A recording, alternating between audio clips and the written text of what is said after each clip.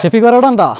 നമ്മുടെ sheet work complete ആയിട്ടുണ്ട്. 13 sheet 34 അടി നീളം കംപ്ലീറ്റ് അടിക്കൽ കഴിഞ്ഞിട്ടുണ്ട് കേട്ടോ. ഇടയിലൊരു 2 വൈറ്റ് ഷീറ്റ് ഇട്ട് കൊടുത്തിട്ടുണ്ട്. അത് അവർക്ക് വല്ലാണ്ട് വെളിച്ചം വേണമെന്ന് പറഞ്ഞിട്ടുണ്ടായിരുന്നു. അപ്പോൾ അതിന് വേണ്ടിയിട്ടാണ് ഒരു 3-4 വർഷം എന്തായാലും കഴിയുമ്പോഴത്തേനും അതൊക്കെ ഒരു പച്ച കളർ എന്തായാലും കയറും വൈറ്റ് ഇട്ട് കഴിഞ്ഞാൽ.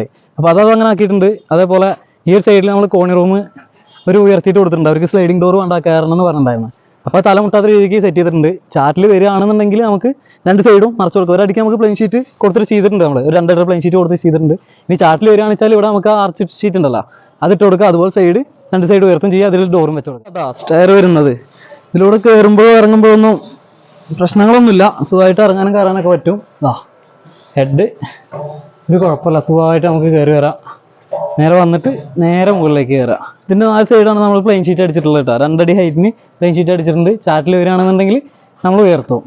ഓക്കെ, വീഡിയോ ഇഷ്ടമാണെന്ന് വെച്ചാൽ ഫോളോ ചെയ്യുക, സപ്പോർട്ട് ചെയ്യുക.